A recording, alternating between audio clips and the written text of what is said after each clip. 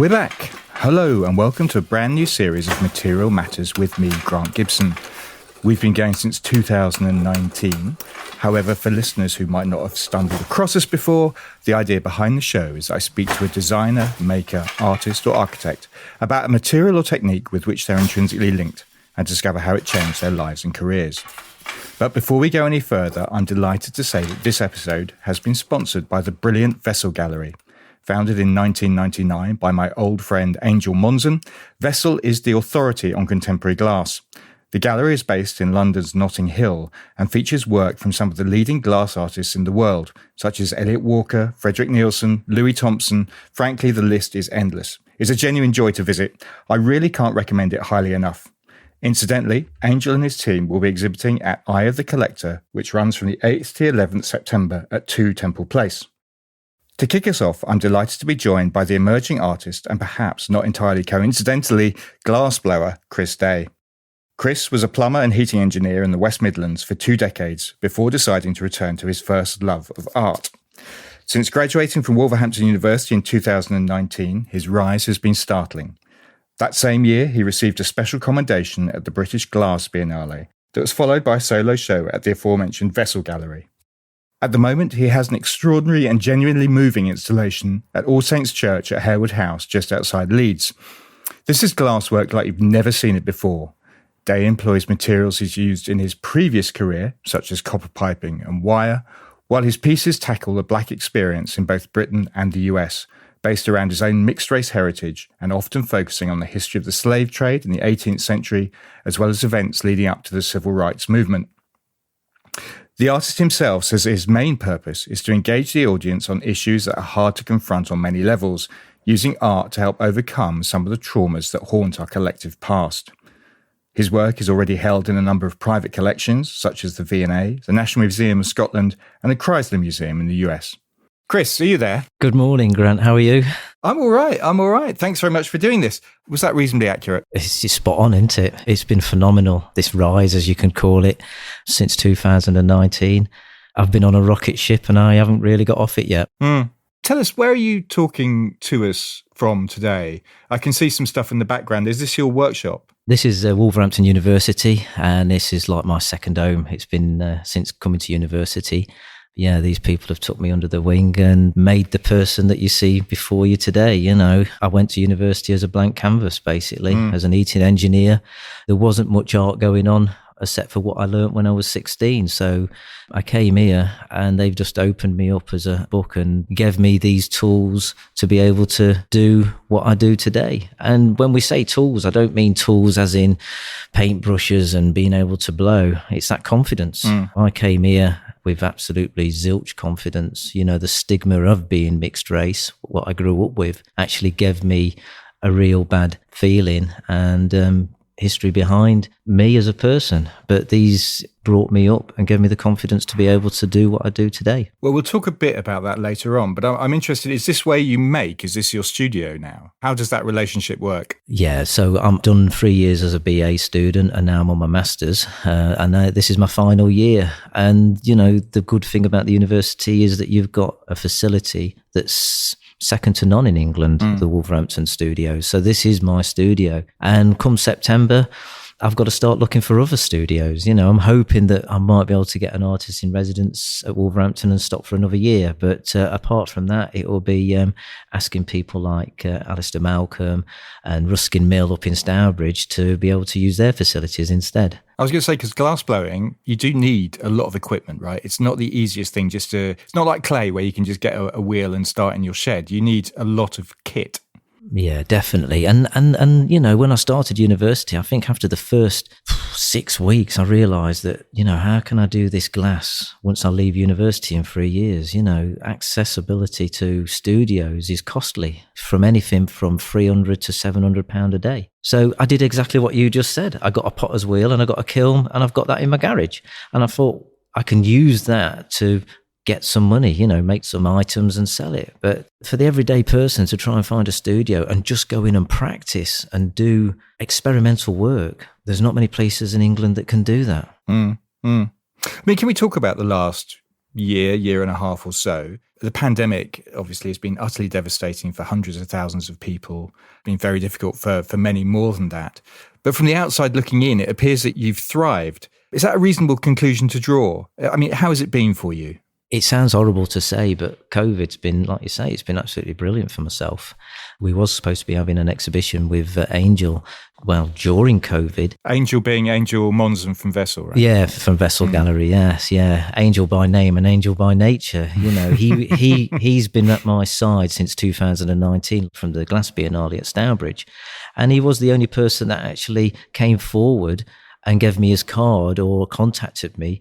I think everybody else was a little bit scared. You know, this was prior to George Floyd and Black Lives Matter. So he's been there before all this was happening. And even when we had the exhibition Blown, Bound and Bold down at Vessels in London, is that I thought, this is us both putting his head above the parapet here. You know, we're both in a sector, Angel's in a sector that's people look at, and myself, you know, being an artist of colour, they're going to be starting to look at me. And for Angel to take that side and the motivation to actually say, you know what, I'm going to make a stance myself. I'm going to put this guy that's not been doing it for a long time, but the work's quite extraordinary and it needs this conversation to be had, is that I'll put him on this stage and see what happens. And I have heard people that were saying to Angel at the time is that, you know, do you think this is the right move? But he stood by his guns and he did it. When you said people were scared, what were they scared of? Your race, your colour is what you're saying, or is there another reason? I think more politically, you know, I think for somebody to stand up and you know, all through my work, I don't think it's political. I call myself a storyteller. I'm not there, you know, on my knee with my fist in the air shouting about Black Lives Matter. Obviously, I agree everything about it, but it's this conversation that needs to be had. And I think people were scared to have this conversation, as in, how do you start? How do you start talking, especially if you're on the other side of Black Lives Matter? How can you engage with Black people and start having this conversation about things that have happened in the past, slavery, segregation and the civil rights, even down to the rights that were happening in the 80s in England? How can we start and make amends? And I think some people don't want to, not make amends, but they don't want to have that conversation. It's like the thing in the closet that nobody wants to address. And it's been like that for 400 odd years. People don't want to address it. So for when Angel had the exhibition, it was like, you know, I'm going to make a stance and this conversation, let's see how it goes. It could have gone the other way, where people would have stayed away and nobody would have promoted it or advertised it, but it didn't. You know, unfortunately, the exhibition was at the same time as George Floyd. And at that time, everybody was listening and everybody was making a stance. You know, living in Lichfield, predominantly white, we had Black Lives Matter protests, but the audience was mainly white. There were no Black people actually protesting. And you currently have this show on at the All Saints Church at Harewood House, which is just outside Leeds. You're the first artist to be featured in a series entitled Craft Spotlight, which is an annual exhibition for emerging makers. I mean, how did this come about, Chris?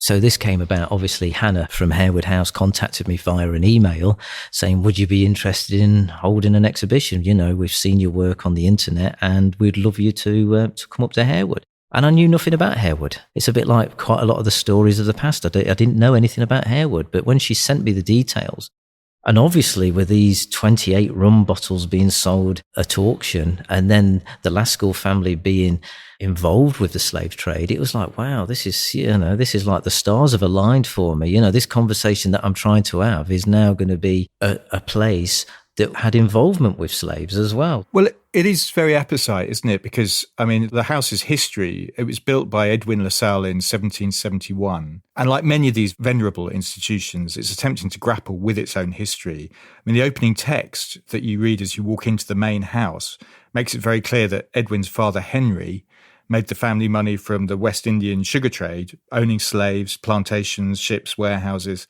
There's an exhibition inside devoted to the house's one Black member of staff.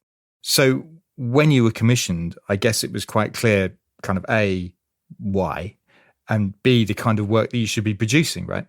Definitely. And, you know, and the other aspect of that was that Hannah says, do you mind it being in the church? And my first thoughts were, that's the ideal place for it to be held. The house would have been nice, but the church, you know, not a lot of people know, or perhaps they do, but they don't realise that the church had their fingers in the pie as well when it came to slavery. It was just like the Bitcoin of the day. Everybody was investing to try and make a quick buck. You'd have had people who had butcher shops. They could invest in a part share of a slave. So the slave trade wasn't just for the elitist of society. It was everybody. And that's why we called one of the installations Under the Influence, because everybody was under the influence of this trade and trying to make wealth from it. Can we talk about some of the pieces on display? You've alluded to one. I mean, some of them are, well, I say old. They're relatively old. So commodity triptych, made from a combination of hand-blown glass and sculpted glass with reclaimed wood and electrical wire, was created in 2018, for instance. I mean, for the listeners, could you describe that piece and what it's about? Right. So I started off looking at how slaves were being transported during the transatlantic slave trade and how they were just a commodity, packed into these ships, foot to toe to try and get as much in there and sailed across to the Caribbean. Then I started to look at the juxtaposition of that is that during the 1950s and 60s with the Windrush, you had this same commodity brought into England to uplift England after the war and to rebuild it.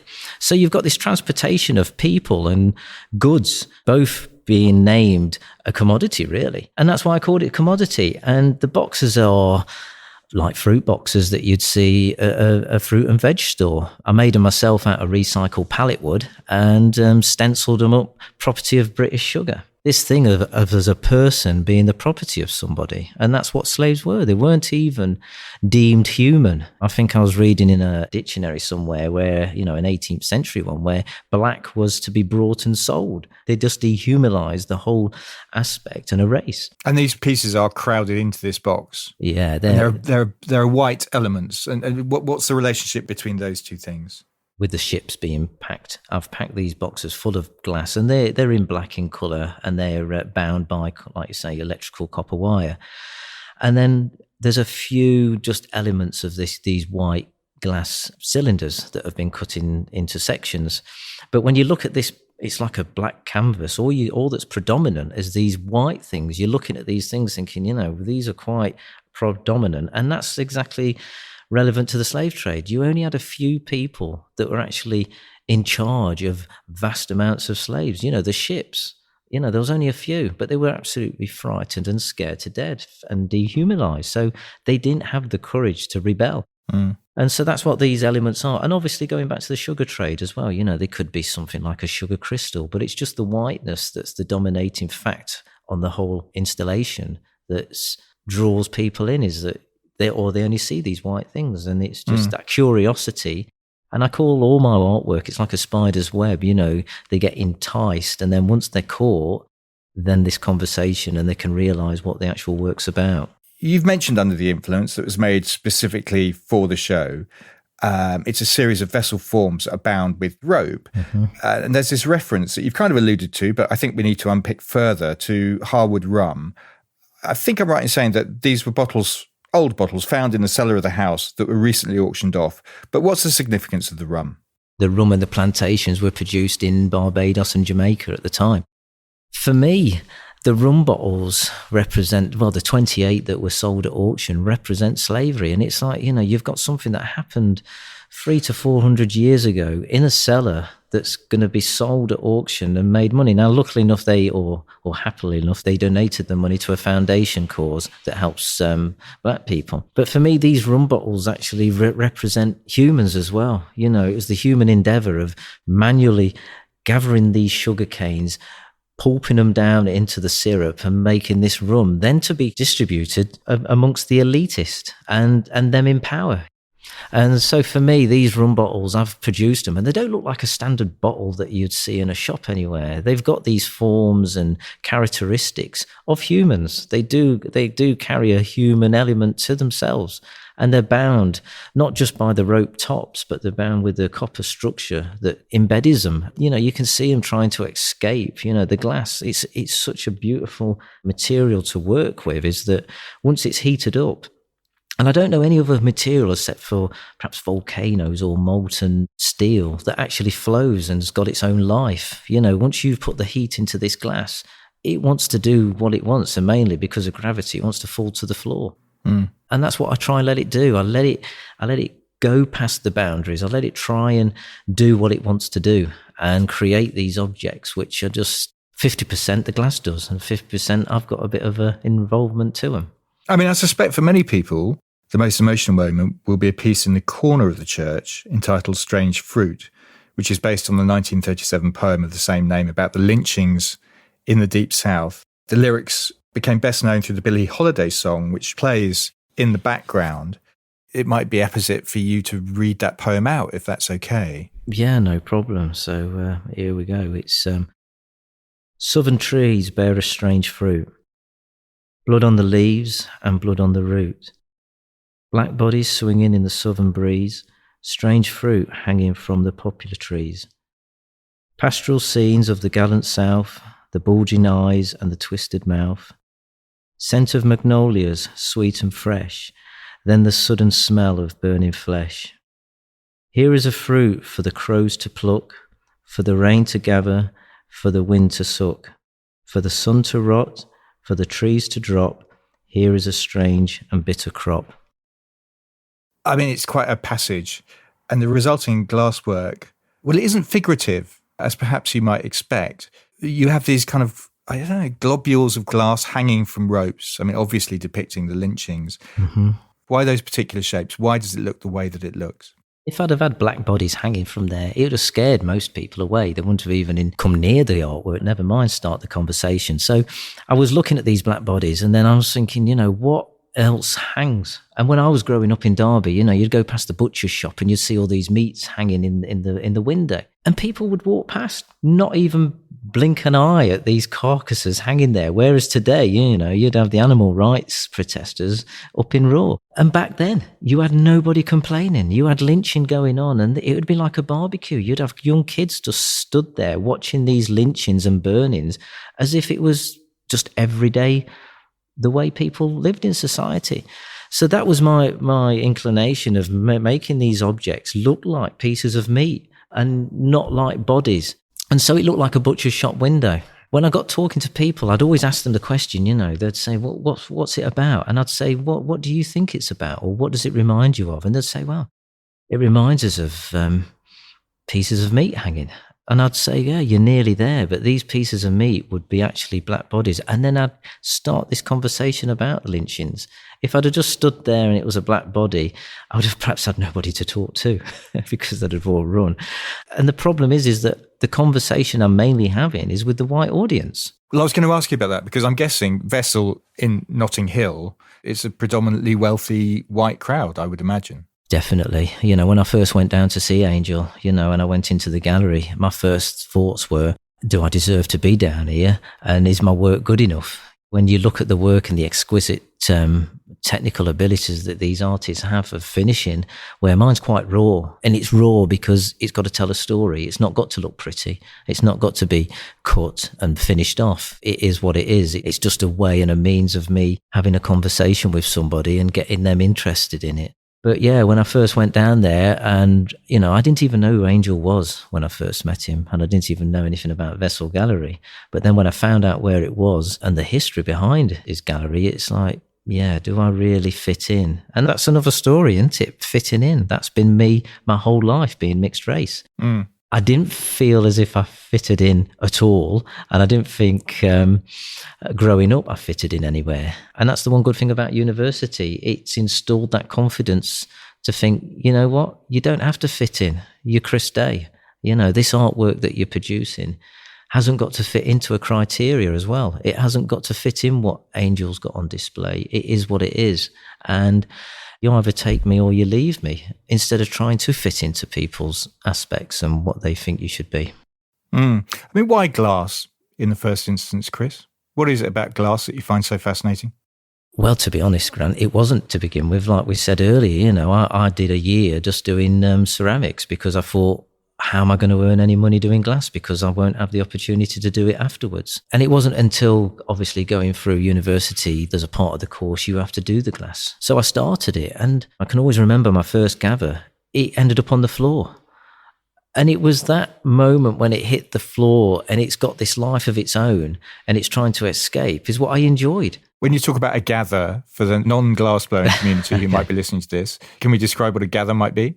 Oh, right. Well, for a gather, it's basically you've got a big furnace and it's a molten pot of, you could say it's honey. It's just like honey, but it's glass. And if you imagine dipping your spoon into honey, if you try to pick it up, it just wants to go back into the pot. And that's exactly the same with the glass, is that if you put your iron, which is like the spoon, into this furnace of glass, molten glass, is that it will come out and it will just drip all over the floor. So you have to keep this iron and this spoon turning, just like you do with syrup. You turn it to keep it on there. And that's what a gather is. You're just gathering this glass, keeping it turning to keep it onto this iron so it doesn't fall on the floor.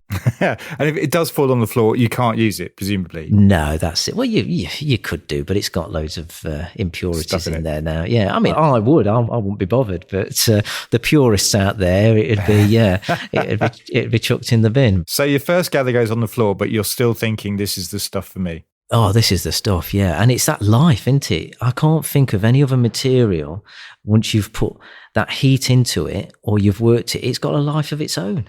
It's like, I can remember growing up in the 80s watching a film called The Blob. Steve McQueen was in that movie. That's it. This great big massive material that's got a life of its own. And it's exactly the same with the glass. It's got a life of its own. And most of the work is 50% me and 50% of the glass. As soon as I blow into there, it still wants to carry on. It's still got this motion where it wants to do what it wants to do. So that was the beauty of the glass, is that I found that using it with the copper is when I've blown into these copper structures, is that it's trying to break free from these copper structures. It's blowing all these deformed shapes.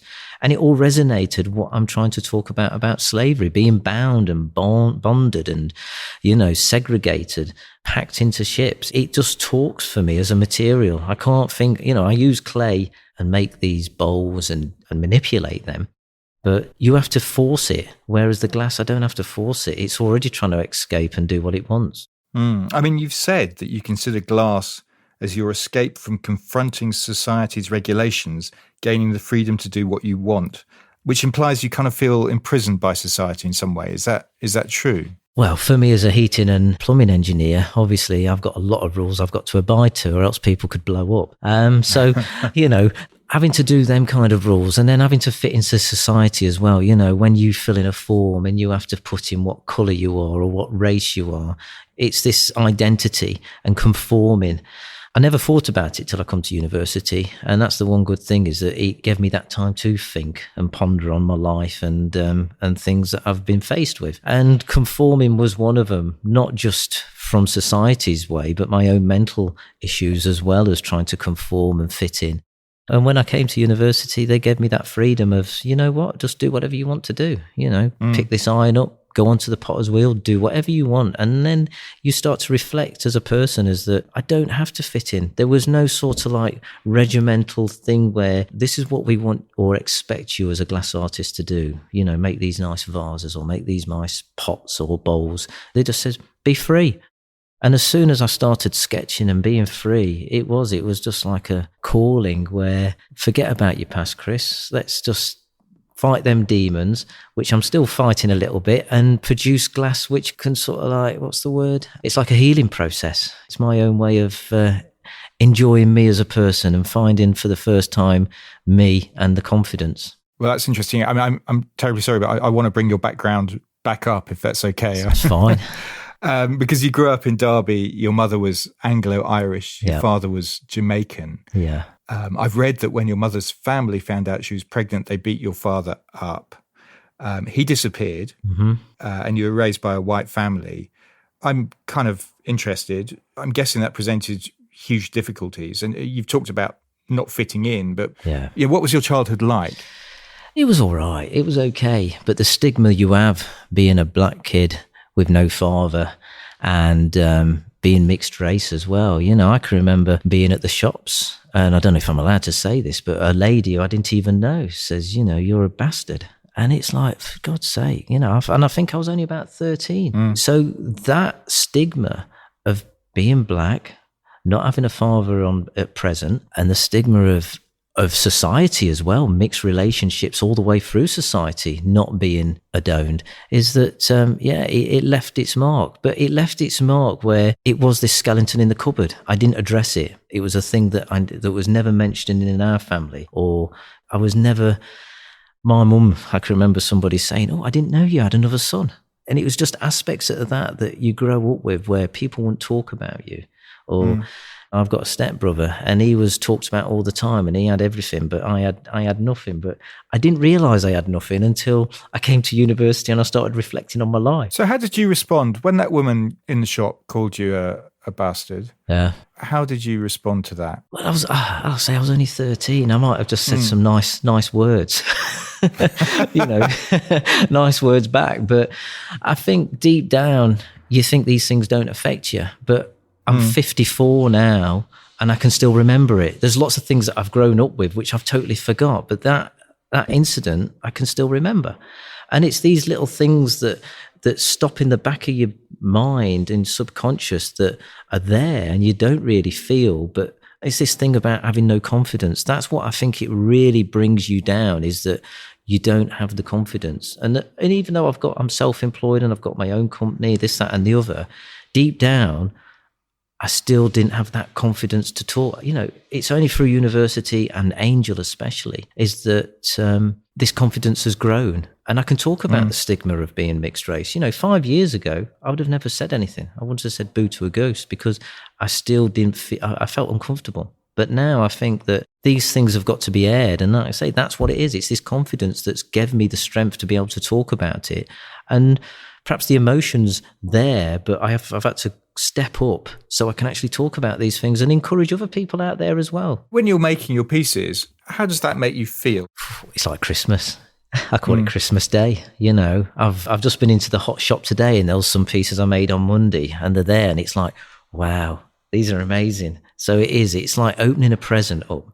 You don't know what you're going to get, especially with glass, because when you're actually producing it in its hot form, you can't see the colours. You can't see all the aspects of it because it's just hidden with this great big massive red glow. But when it comes out of the Lear, which is a bit like an oven in reverse, is that these colours and all the forms that are on there, you can actually see. And it's just like, I've got a smile from corner to corner. It's an amazing material. I think it's an amazing material, whatever you do. Anything that's made in glass, it's got this magpie effect where people are drawn into all these reflections and its reflective quality. I suppose it's like a big diamond, isn't it? Everybody wants this diamond. And this is what it is for me. It's like this big diamond. Yeah. But it doesn't, the subject matter, you don't feel angry as you're making these pieces?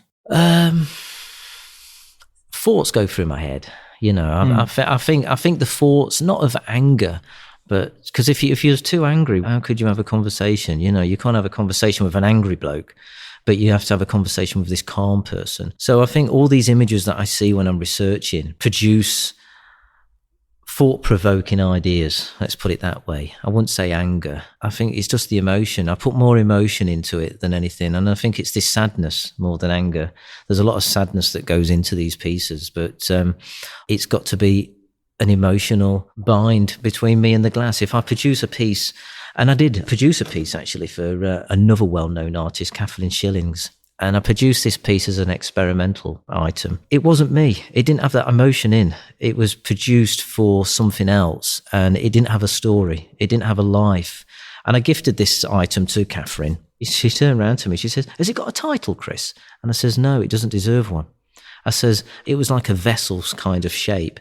And I says, "It's not got an emotional attachment to any of the stories or any of the images that I've looked at. So it doesn't deserve a title, not like Emmett Till or George Stinney or Wanda, all these other items, or Under the Influence, all these other arts that I've made deserve a title because they've got a story to tell. This hasn't got a story to tell. It's just a piece of experimental work that's lifeless, really. Although it's still Chris Day, it just doesn't deserve a title. What were you like at school, Chris? Dyslexic, and I didn't know. Right. So I struggled a lot. Art, I was brilliant at art. I was brilliant at metalwork and woodwork. But academically, I really struggled. And I didn't know. There was no help available when I was growing up. And I didn't even know when I came to university. It was just one of the lecturers, Paul McAllister, pointed it out on my first research paper. He says, "Are you dyslexic?" I says, "Well, I know there's something wrong because I can't stand reading." And he says, "I think you should go for a test." And I went for a test and I came back, immensely dyslexic. But I'd managed to get away with it through life. I'd managed to hide the fact that I didn't even know that I was. How had you done that? Filling in forms. I used to leave it to the last minute. I can't, even today, I struggle spelling. I struggle filling in forms in today, it's really hard. Even doing my Instagram account and Facebook. Luckily enough, we've got copy and paste and I can write stuff and I can make sure everything's worded right. But it is a struggle. I used to do what I'm doing now. I used to talk a lot instead. So I'd get away with it, doing interviews and going for jobs. And I produced a piece of work called Imposter Syndrome because I managed to get myself through life talking to people. So instead of having to do exams, I was at an engineering firm and I became one of the top engineers there. But it wasn't because I went to college and got all these engineering qualifications. It was because somebody seen me doing something and seen my work that got me to that point. And even today, if some of the engineers that I was teaching knew that they had higher qualifications than myself, I think they'd be embarrassed. But for me, it was that dyslexia that actually helped me along because I could see things that other people couldn't. Well, I was going to ask you about that because, we've spoken to really quite a lot of people on this podcast who have been diagnosed as dyslexic. And everyone I've spoken to after they've had the diagnosis have found it a very positive experience. And they talk about being able to see the world in a different way, in a way that other people can't. Is that the same for you? Definitely. When I had the test, I think the first thing I did was break down and cry. And that was because it answers all them questions of why. Why didn't I like reading? Now, the reason I didn't like reading was because as soon as I read one page and turned it over to the next is that I'd forgot what the first page was. That's why I didn't like reading it. And it was just that I couldn't keep the concentration. So for me, it answered that question of why I didn't like reading. It answered the question is, how can I look at an engine in a car, take it apart and put it back together without having a book in front of me? It was like, I just thought, I'm good at this. But it was all these things, engineering wise, I could look at a robot and mend it without looking at the manual. And so it answered a lot of questions. And it also put a spin on why I produce my art how I do. I don't look at the world like everybody else. I'm not an Elliot Walker. I'm not a Catherine Shillings. I'm a Chris Day who's got dyslexia, who looks at images and then turns them into a form which I like. But doing this work that you do, this takes quite a bit of research, I'm guessing. A lot of reading. Is that an easy thing for you to do nowadays? It's not an easy thing, Grant, at all. But what I do is I'm mainly image-based. I love Instagram. You can flick through that for hours and hours on a night time, looking at images. And I think researching-wise is that I'll read aspects when an image actually points that out, that I've got to read and investigate this further. So when I seen the image of Emmett Till in his casket, I didn't know anything about Emmett Till, but it was that image of his face being so deformed that actually drew me in to start researching because I thought this is worthy of looking into something more. You're going to have to tell us about Emmett Till in this case. Okay. So for me, and I was embarrassed at the time. I didn't know anything about Emmett Till, but obviously researching as these things crop up, Emmett Till cropped up. And he was a 14-year-old boy living in New York at the time, or in the north anyway. And his family were based down in the south. And on a visit down to see his uncle, he allegedly went into a grocery shop and either wolf whistled or said a comment to this lady.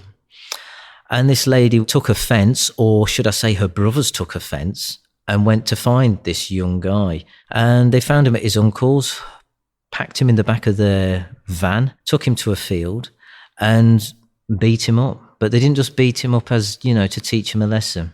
They beat him up, they gouged his eye out, they tied barbed wire around him, they shot his ear off, and then tied this great big industrial fan to him and threw him into the Mississippi. When his body was dragged out and his mother came to identify him, she was that distraught by this image that she thought, she's got to tell the world. So what she did, she had an open casket to show the world what these people had done. And, she was so brave. I mean, this is the time of segregation and the civil rights were just kicking off. And so when she showed the world what they'd done, it did start to change the course of history with the civil rights movement.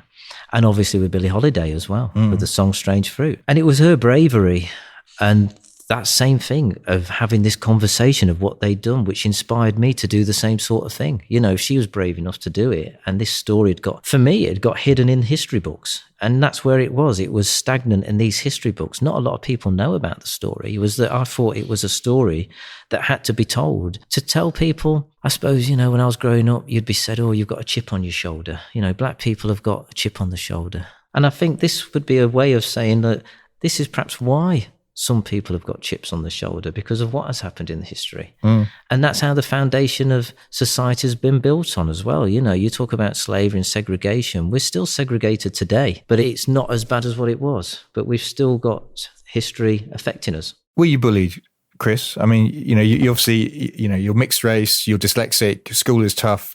I mean, did you have a difficult time? I was lucky. I was extremely lucky. I had a good friend. Unfortunately, he's passed away now, Colin Wright. And he was Jamaican, and he was the toughest in the school, which was brilliant because there was only two of us. There was myself and Colin Wright, and there was an Indian guy, Jaspinder Singh Sambi. This is in the middle of Derby, you know, and there was three of us. I had aspects of bullying. I can remember going on a camp to Anglesey once, and I was telling this story to my son the other day. And I think I was the only black guy there. And as we've got into these tents that they supplied us, and it was these great big old like army kind of tents, so you could stand in them. A group of kids came into the tent and started pushing me around. And I mean, pushing me from one to the other, to the other, to the other. And fortunately, there was this big white girl, and she came in and she just beat them up. And it was brilliant. You know, you've got somebody the same, might have been subjected to aspects because she was large, but she, you know, she came onto my side and she helped me out. So this bullying, yeah, I've had aspects of bullying. Some of it's back in the closet, and it'll be awoken one day. But you try to dismiss the negative aspects that have happened to you and try and remember all the good stuff. But yeah, there's been bullying. A couple of months ago, I was in Tesco and I was daydreaming at the checkout, and the lady that was beside me tapped me on the shoulder and says, "Do you speak English?" Where I turned round and I says, "No, but I'm trying my best." Oh, God. It's a bit like you're saying about, you know, are you angry when you do the glass? I was angry at her way she engaged with me, but if I was angry back, it would have just been negative again. So I tried to put this humour on it and just, you know, point it out politely. And I think that's what my work's about, is trying to engage politely with society. All right, so we're still at school, or we're just leaving school now. You have this artistic streak. You're good at painting. We've established you're good at metalwork. And you used to do up old Vespers. You just talked about engines earlier. But this was something you did. But your first job was at Debenhams. And what were you doing there? Well, YTS. So we had a youth training scheme back in the day. So if you didn't get into university or college or stayed on at school, they made you do a YTS. So mine was, I mean, the careers was rubbish in the day. You know, I was good at art. So why didn't they try and guide me in that way? But my careers teacher says, there's a placement at Debenhams, we'll put you in there. So I went there. Now, luckily enough, I ended up in the display department, dressing the mannequins and doing all the signage. And it was brilliant. I could use my artistic flair to carry it on. And then from that, I ended up at a place called Derbyshire Life magazine. They had a subsidiary company called Pilgrim Press that produced pencils and rulers similar to what would be on sale at Harewood House. So you'd have these little figurative images that are put onto these rubbers and pencils. And I used to do the illustrations for that. And I loved it, but it was only part-time. And then from that, we went to Sign Spot, a sign-making place in Derby, you know, producing sign writing. So for my first early stage from school, I was still artistically based because that's all I was good at. I wasn't good academically. Yeah. When did the plumbing and heating engineering happen then? That came in from, so I was working at a place called Sign Spot, and a job got advertised because it wasn't good pay. There was a job advertised at Elks Biscuits in Uttoxeter as a machine setter. That's somebody who repairs the machines when they break down. And my mum said to me, another encouragement, you'll never enjoy factory life. And I absolutely loved it. It was my way of meeting people, getting into engineering, using my hands to mend machines similar to the Vespers. You know, I could repair a Vespa with my eyes closed, and I could repair these machines with my eyes closed. And that's what got me onto this engineering. You know, it was a guy called Mike Ramsey that noted this and then got me into proper engineering. And the plumbing and heating came, doing shifts at a factory, 4 on, 4 off. You had a lot of time to yourself. People would say, oh, can you fit me a kitchen sink? Can you fit me an outside tap? So the plumbing came gradually. But unfortunately, the engineering came to an end when we got brought out by a bigger firm and redundancies came. And I took the money and I set up my own firm, Plumbing and Heating. Did my Corgi, which is gas safe now. And, you know, never looked back since.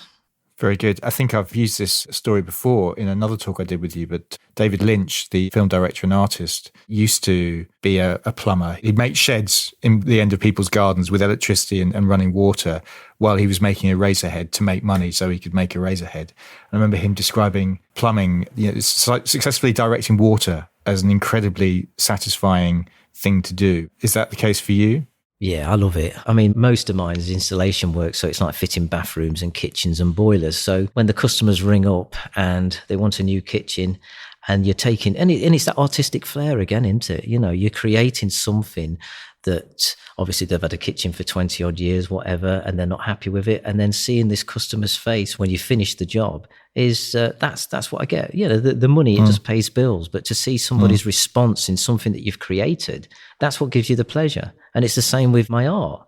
You know, you create something and it's giving somebody else out there pleasure to look at or to respond to. And that's what really gratifies me, is that making the money, it just pays bills, I'm afraid. It just goes in the bank and out the bank.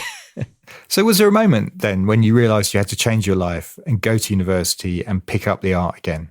Yeah, that was my wife. So obviously, she'd said to me, you know, all through my life, she said, what have you done for yourself? And I said, well, you know, we've got a nice house and we drive cars and we've got the kids, you know, and I'm a successful businessman. She said, but what have you done for yourself? And I said, I used to do Vespers up and Beatles and, you know, I enjoyed that. She says, yeah, but what have you done for yourself? And I said, well, recently nothing. And she says, well, you've got to go to university. And that was the biggest barrier you could have ever thrown at somebody who didn't know there was dyslexic, you know, having to go to university and then having to do writing and research stuff. I just said, yeah, okay then. And I went through the motions. I went to the opening day, hoping not to get in because I hadn't got a portfolio of work. I'd never done any art. And unfortunately, Paul McAllister says, yeah, we'll give you a go. Why do you think they gave you a go? I'm intrigued. If you haven't even got a portfolio, so you must have utterly charmed them. I think that was it. It was either that or they was just desperate to fill the spaces. And I still joke today with Paul McAllister. I say, you know, you only had me because you needed to make the numbers up. And does he nod? No. He always says, no, if you wasn't good enough, you wouldn't have been put on the course. But he did say it was because the way I was talking. He did tell me a couple of years ago, he says, you said that you'd give 100%. He says, we've had thousands of people come through university and say, we'll give 100%. He says, but you're one of the first to actually complete that mission. You have given 100%. And that's what I've tried to do all my life is whatever I do, plumbing and heating, working at the factory, you know, I've tried to give 100%. And I think that relates back to this stigma of being mixed race and not fitting in and not feeling adequate. And the stigma attached is that I've tried to make myself feel good. Forget about making other people feel good. You know, if I do a boiler and it's the most beautiful piece of pipe work that I've ever done, it makes me feel good. That's what it's all about for me. But when you went to university, I mean, you have a wife and 2 kids. Yeah. More than 2 kids. Is it 2 kids? 4, in fact. 4 kids. I don't know where I got 2 from. 4 kids. You've got 4 kids. Yeah. I mean, they still have to be clothed and fed, presumably. How did you juggle with needing to make money and studying at the same time? It was hard. It was extremely hard. So my wife, you know, bless her, she says, you're going to go to university. We went to university, but she took on the responsibility of becoming a 1-parent family then. Because obviously I was going to uni and it was a full-time course, the BA. So I should have been in there 5 days a week, but I was going there at 7 a.m.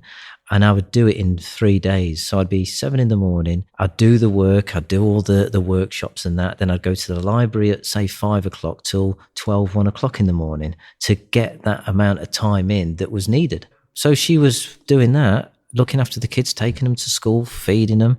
And say I was at uni Monday, Tuesday, Wednesday, I'd be working Thursday, Friday, Saturday, Sunday. So that became my week. to work then. I had no free time as such because it was either university or work. And both were taking a really impact on our life as a family. You know, the kids hadn't seen me.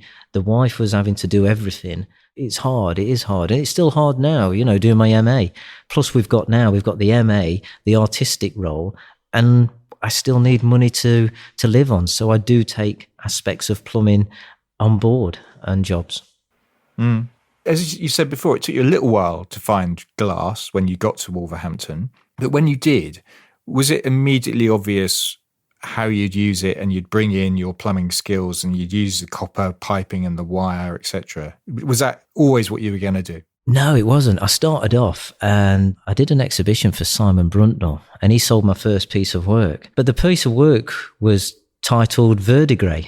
So I was looking and researching in how verdigris affects copper, you know, acid and the elements, how it erodes and puts these beautiful greens and blues, which I'm trying to get rid of as a plumber because it's corroding the pipework. So I'm always getting my wire wool and trying to get rid of it. But actually, when I look at it, the colours are absolutely beautiful. So I produced a piece of work and it was called verdigris, and he sold it for my behalf. And I loved it, but that's all it was. It wasn't really telling a story. And as I'm producing these pieces of work and I'm starting then to research about slavery, and you see these images of people being bound, is that it was the stars aligning again. Everything that I was seeing about these people and how the glass interacted with these copper structures I was producing actually resonated. Then I had to turn the story and start doing it. But the copper as well, it's got aspects of slavery tied into it. You know, you got the Welsh mines that were mining this copper then to be used to make manillas, which actually brought slaves in Africa. You know, it was that form of currency.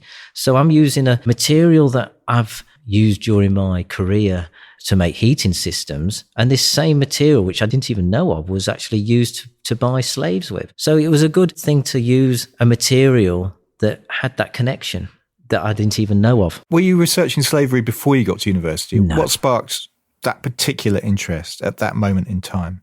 I suppose for me, I thought, well, if I've got to research something for a dissertation, I'm not going to get bored. I will need something, and obviously the dyslexia, I need something that's going to keep my interest. And I can remember doing a project at school when I was 16 on slavery for my history GCSE. And I thought, you know, if I've got to do this for 3 years, and being in the world of plumbing and heating and wife and kids and paying bills, is that you haven't got time to look around you. And I thought, well, this is my time to look around and investigate into slavery and find out a bit more, because I didn't know enough. I felt very guilty not knowing as much as what I should have known. So that's when I started to begin to research slavery. It was part of the dissertation for the BA, and I needed something to keep me focused. I mean, there are a number of pieces in the press that you've had since you graduated claiming that you're the only black glassblower in the country, which isn't strictly true. I mean, Jade Ford springs to mind. But whatever, there aren't many. No. You've talked about wanting to be seen as a role model for aspiring black glass artists. I'm wondering, in that case, who you looked up to when you were coming through Wolverhampton. See, that was the other thing, Grant, is that there was a piece by the BBC. They did an interview, and that's where this "Am I the only black glassblower" came, because that was my call out. I wanted to find out these other black glassblowers, if there was any out there, because I was asking the lecturers and anybody that was associated with glass, do you know anybody else? Is there anybody else I can align to, or peers I can look up to? There was nobody out there for me to look up to take some reference from. There was only a few people. And one of them's Fred Wilson in America, an artist that dabbled in glass, went to Pilchuck School of Glass, fell in love with the material, went to Venice and started looking at different things he could produce. You know, one of the pieces of work he produced was Drip, Drop, Plop, which was looking at how images of black people were portrayed in the press and articles. So you'd have these very funny caricatures, big white eyes and lips. And he made these pieces of glass, these great big black globules of glass similar to mine, with these great big white googly eyes on there.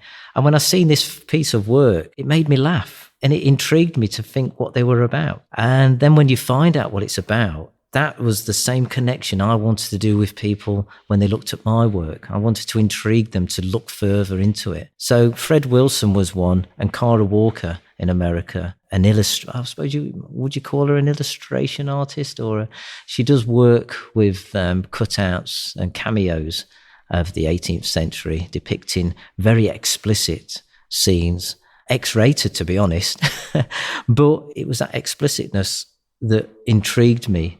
But I wanted to do it on a more polite level, but she was still telling the same stories of what I wanted to tell. But you had to look to the States for inspiration, really, is what you're saying. Yeah, definitely. There was nobody in England. And unless, somebody comes up from listening to this that will change me, but I've looked and looked and looked. The only way I did look was not in glass, was to look at other artists. So there was the BAMS movement, which was formed in Wolverhampton with people like Keith Piper, Sonia Boyce, Lavinia Himid and Eddie Chambers. And they set up a movement. And back in the 80s, their work was X-rated as well. They'd try and set up exhibition in galleries and, they would have, 18s only, because they were talking about the same sort of work that I'm talking about now, but would be curated where people couldn't go in, or they wouldn't even be allowed the spaces to have it. So these guys, they were my inspiration, although it wasn't glass. It was their journey into art that inspired me to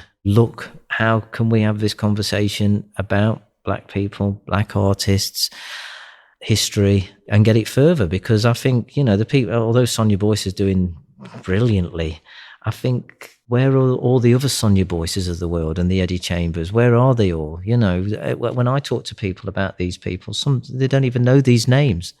Whereas you'll talk about Grayson Perry, everybody knows him off the lip. Yeah, we know Grayson Perry's a potter and this, that and the other. But if you said to somebody, what's Sonia Boyce's work about, or Keith Piper, they'd perhaps turn around and say, who? I mean, do you think, you have 4 children, do you think it will be easier for them when they're kind of hitting the age of work? Yeah, definitely. I think society has changed a lot. Well, I'm hoping it's changed a lot. I've not had to do an interview for a long time, but I think attitudes are changing towards people of colour and getting positions now where it isn't mainly white dominated. That you are getting this influx where people of colour can be seen as peers. When I was looking for black glass blowers, I was Googling, so I'd put in black glass blowers, and all I was getting back was glass that was black. There was no blowers, there was no artists out there. You'd have to really diverse how you was writing this search to get the engine to pull these up. Where now, you can put in black glass blower and my name pops up. So I think if you can be seen out there, and that's what it's all about, is being seen, is that you'll inspire, even if you inspire just one person, you've done that role, and to be seen, doing something, I think that's what's needed. I mean, you've had this tremendous bounce, as we've talked about, the Vessel show, the Harewood House show,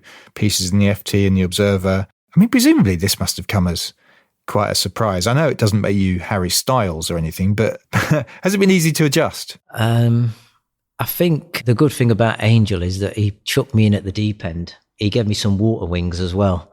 So I've managed to stay afloat, but it's just been an amazing year. And it has only been a year since the Blown, Bound and Bold for all this to happen. Blown, Bound and Bold was at Vessel. That was the show at Vessel. Yeah, at Vessel. Yeah, the exhibition. So from that, the phenomenon, and unfortunately it's on the back of Black Lives Matter and what happened to George Floyd, is that it's been made easier, and that conversation's been made easier because society has opened up to these facts. And I think a lot of people want to be seen to be doing the right thing as well. It's a question of longevity though, isn't it, Chris? Yeah. Yeah, that this isn't just a kind of, year, 2 year thing, that this kind of Black Lives Matter continues into the future. I guess that's the next step, right? Yeah, definitely. I mean, I was just talking about Sonia Boyce and Keith Piper and Eddie Chambers. So obviously they had the Black Arts movement back in the 80s. And it died. It lasted, say, 5 to 10 years. And then there's not been a movement ever since then. And it's a bit like Black Lives Matter. Yeah, it's in the press at the moment, but in a couple of years' time, will we still be talking? And that's the scary thing for me, is that I've had all this exposure and it's keeping that momentum going. That's the hardest part of this, is to keep it alive, keep people's interest, not letting it die. Unfortunately, America and aspects that keep happening in America will keep this conversation alive, but it's this conversation that's more than just taking a knee. It's a conversation that has to be held by the masses and by everybody, not just the elite football players and the basketball players that take a knee that's on film for a couple of minutes and then the conversation's dead. It's something that needs to be spoken about in institutes like universities, schools, and open forums to keep it alive. Which dovetails with my final question, because our hour is fundamentally up. What are your plans for the future? Like I said, to keep this conversation alive. Luckily enough, like I said, I've got Angel by my side, and we're on this treadmill now. For me, it's just a matter of trying to infiltrate, should I say, different establishments, align myself with other people that can have this conversation. We've got some really big exhibitions coming up in the near future. Just keep the conversation alive. I suppose that's all I can say. I'm going to keep making. I've got an open studio invite for university, I think, at the moment, so I can keep making. Let's just see what happens. Very good. Chris, thank you so much for your time. Really appreciate it. No problem, Grant. It's been a pleasure as always. And to discover more about Chris, go to chrisdayglass.com. Alternatively, you can buy his pieces from the episode sponsor, Vessel Gallery, who are at vesselgallery.com. My huge thanks once again to Angel Monson for supporting the show. It is the best place to see glass art in London. Do check it out when you have a moment. As ever, there are images from the interviews as well as little films and other things on my Instagram page, Grant on Design. You can find all the podcasts that I've done, sign up to my newsletter, and lots of other stuff at grantondesign.com. Finally, and this is really important, if you've enjoyed listening and want to see this podcast flourish, then please rate and review on Apple Podcasts or wherever you listen to this from. And it would make me incredibly happy if you went to my Patreon page and made a pledge at patreon.com/Material Matters. For as little as £2.50 a month, you can receive exclusive posts, blogs, and thoughts from yours truly, as well as getting access to each episode before it's published to the wider world. Material Matters is a completely independent concern, and any help you can offer would be hugely appreciated. Ultimately, you'll be helping to take the message, the importance of materials, skill, craft, and design to a whole new audience. Thanks very much for listening.